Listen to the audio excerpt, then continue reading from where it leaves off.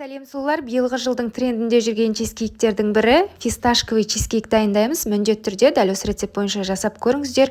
100% өте дәмді әрі керемет болып шығады. Қамырын дайындау үшін песочный печеньені блендерден осылай ұсақтап өткізіп аласыздар. Әрі қарай ерітілген сары май құйып, қолыңызбен жақсылап араластырып алыңыз. Бір-біріне осылай жабысып тұруы керек. Енді мен осындай 20-22 диаметрлік формада дайындаймын. Бірінші бортиктарын дайындап аламыз, артынша астыңғы бөлігін жасайтын боламыз. Енді 1 сағатқа тоңазытқышқа жіберемін. Енді чизкейктің салмасын дайындаймын. Ол үшін мен әрқашанда Коллег фирмасының крем чизін қолданамын. Баға жағынан да, сапа жағынан да өте тиімді, әрі жасаған тәттіңіз өте дәмді болып шығады. Керегінше крем чизден өлшеп аламыз. 2 жұмыртқа қосамыз.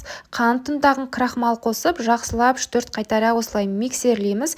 Енді 1-2 ас қасықтан осылай бөліп, бөлек ыдысқа салып аламыз да, осыған 1-2 шай қасық фисташковая паста қосып, жақсылап араластырамыз да, енді қалған бөлігіне осылай барлығын қосамыз. Бұл әрине барлығы біркелкі болып жақсы араласу үшін. Енді тоңазытқыштан біздің қамырымызды алып шығып, үстіне начинкамызды құямыз да, қызып тұрған пеште 180 градуста пешіңіздің ыңғайына қарай 50-55 минут пісіріп алыңыз. Енді толықтай суытамыз және ерітілген сұйық май мен ақ шоколадқа 1 шай қасық фисташковая паста қосып, шоколадты ганашымызды үстінен құйып шығасыздар. Осымен біздің чизкейкіміз дайын.